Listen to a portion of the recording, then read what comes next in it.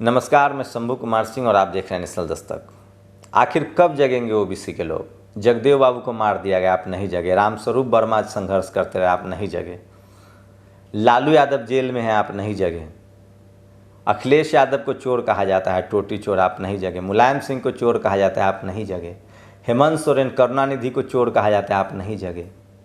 आप सोचिए कि किस तरह से कलानिधि माफ़ कीजिएगा दयानिधि मारन हो या आझागिरी हो, या जिस तरह से डीएमके के करुणानिधि साहब की बेटी हों, उनको जेल में डाल दिया गया, आप नहीं जगे।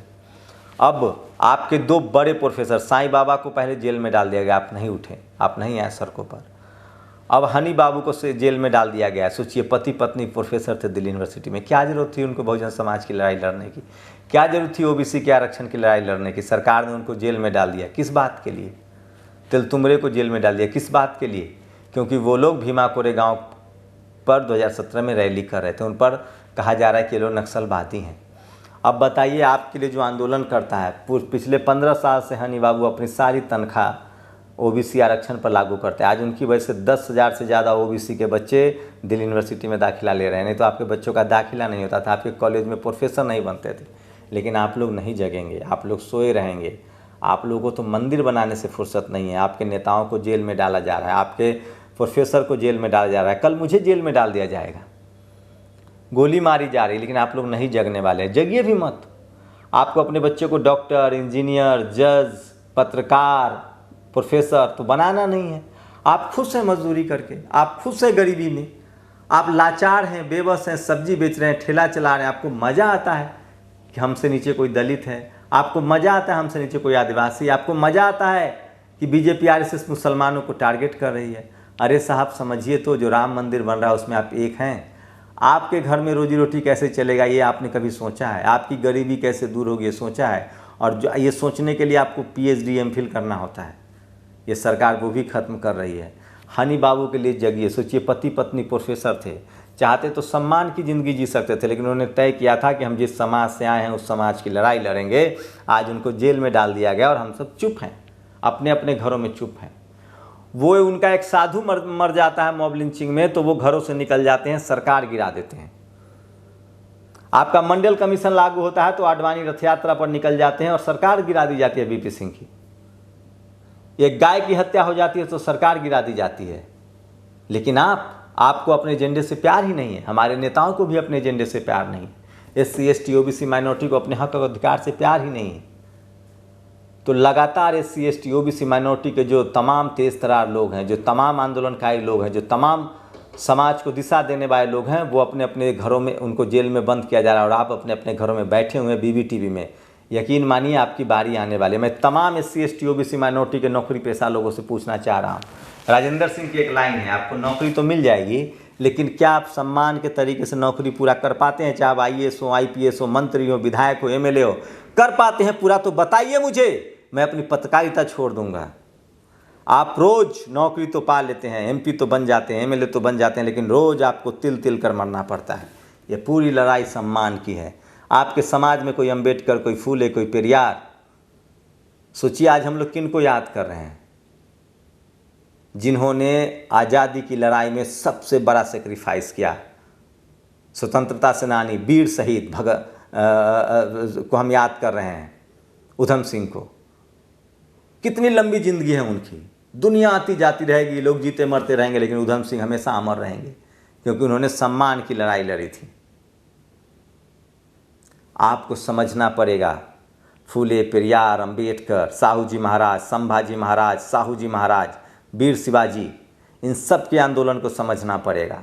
आपको समझना पड़ेगा रामस्वरूप वर्मा, जगदेव प्रसाद को। आपको समझना पड़ेगा करुणानिधि, लालू प्रसाद यादव को। आपको समझना पड़ेगा मान्यवर कांसी राम और मायावती को। और आप नहीं समझेंगे तो आप अपना नुकसान करेंगे। आज हनी बाबू जेल में है, कल आपका बच्चा जेल में होगा। लगातार आप जेल में डाले जाते रहेंगे। जानते हैं हनी बाबू का कसूर क्या था? दिल्ली यूनिवर्सिटी का इंग्लिश का प्रोफेसर पिछले 15 सालों से ओबीसी आरक्षण की लड़ाई लड़ रहा था, और जिसकी सफलता की वजह से आज ओबीसी के हजारों बच्चे को दिल्ली यूनिवर्सिटी में दाखिला मिलता है। ये सरकार उनको जेल में डाल देती है, अनिल तेंदुलकर को जेल में डाल देती है और कहती है कि नक्सलवादी हैं। नक्सलवादी कौन है मुझे पता है, नक्सल के नाम पर कौन लोग कमाई खाता है वो भी मुझे पता है, आदिवासियों के हाथ में किसने बंदूक थमाया वो भी पता है। कभी कोई SC ST OBC माइनॉरिटी का आदमी नक्सलवादी नहीं होता। वो बाबा साहब की तरह कलम को मानता है, संविधान को मानता है।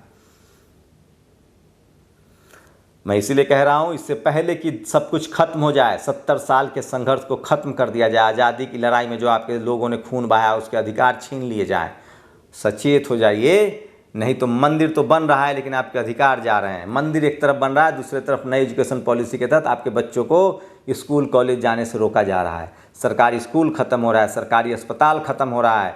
दुनिया हंसेगी हम पर जब इतिहास लिखा जाएगा। मैं ये काम पता है क्यों करता हूँ? मुझे पता है मुझसे कुछ फ़र्क नहीं पड़ने वाला है, आपको भी नहीं पड़ने वाला। मैं एक साधारण इंसान हूँ, लेकिन मैं रोज़ बोलता हूँ, क्योंकि जब एक दिन से इस इतिहास लिखा जाएगा तो मेरा नाम आएगा विरोध करने वालों में कि तमाम खतरों को उठाती हुई मैंने विरोध किया था। इतिहास मेरे साथ न्याय करेगा जैसे जगदेव बाबू के साथ कर रहा है।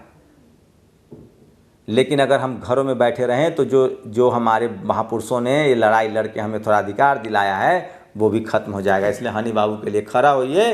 वो कोई नक्सली नहीं थे, दिल्ली यूनिवर्सिटी में पढ़ाने वाले प्रोफेसर थे जो लगातार OBC आंदोलन को चला रहे थे। हम लोग किसी नक्सलवादी आंदोलन को साथ नहीं कर सकते, कंडेम करते हैं। हम लोग बाबा साहब के मानने वाले, हम लोग संविधान को मानने वाले, हम मजबूत भारत चाहते हैं, हम एक भारत चाहते हैं। बाबा साहब ने कहा था मैं सिर्फ और सिर्फ भारतीय हूँ। पूछिए उनसे जिनको भगवा झंडा से प्यार है, जिन्होंने तिरंगा नहीं फहराया, वो है आतंकवादी, वो है देशद्रोही। पूछिए इनसे जिनको तिरंगा से ज़्यादा भगवा से प्यार है। पूछिए उनको जिनको संविधान से ज़्यादा मनुस्मृति से प्यार है। पूछिए कौन सा संगठन है जहाँ तिरंगा नहीं लहराया जाता है। पूछिए वो कौन सा संगठन है जिसके एक भी आदमी ने आज़ादी की लड़ाई में बलि नहीं दी। पूछिए उनसे जब सावरकर ने माफ़ी मांगा था, कौन लोग हैं वो? आज तुम राष्ट्र प्रेम की बात कर रहे हो, तुम्हारा राष्ट्र प्रेम धोखा है। तुम सिर्फ संविधान बदलना चाहते हो, तुम भारत को 5% मनुस्मृति लागू करना चाहते हो। तुम बता रहे हो भारत बनता है डाइवर्सिटी से, भारत बनता है संविधान से, भारत बनता है हर धर्म, हर भाषा, हर जाति, हर मजहब के लोग से। और संविधान हमें यही सिखाता है, डाइवर्सिटी, समानता, बराबरी। तुम कह रहे जो हम कह रहे वैसे, इसी का विरोध कर रहे थे हनी बाबू, इसलिए उनको जेल में डाला गया।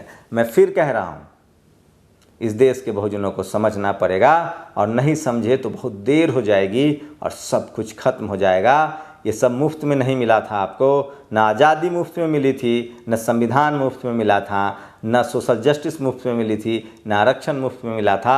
हज़ारों लोगों ने इसकी कुर्बानियाँ दी है, हज़ारों लाखों लोगों ने लड़ाई लड़ी है, और आज भी हज़ारों लाखों लोग लड़ रहे हैं। और आप अपने घरों में बैठ गए। आज भले आप MLA MP हों, आपके बच्चा जरूरी नहीं कल होंगे, उनको भी ये सब झेलना पड़ेगा। इसलिए ज़रूरत है 131 SC ST और 112 OBC के लोग सड़कों पर आइए और हनी बाबू की गिरफ्तारी का विरोध कीजिए। इस सरकार के मंसूबों पर पानी फेरिए और अपनी बात को दम रखिए। हम 90% लोग हैं, गरीब हैं, मजबूर हैं, मजलूम हैं, लेकिन संविधान बचाना पड़ेगा, तभी हमें अधिकार मिलेंगे। स्कूल अस्पताल तभी बचेंगे और तभी हनी बाबू जैसे लोग होंगे। और हनी बाबू का कसूर इतना है कि वो पढ़ने लिखने के बाद BBTV में लगना चाहिए था। उन्होंने समाज को आगे बढ़ाने का रास्ता चुना और पति पत्नी प्रोफेसर होने के बाद भी तमाम लड़ाई समाज के लिए लड़ते रहे, और नतीजा वो दिल्ली यूनिवर्सिटी के प्रोफेसर जेल में हैं, साईं बाबा जेल में हैं। ये दोनों OBC के लोग थे, इसलिए आज जेल में हैं।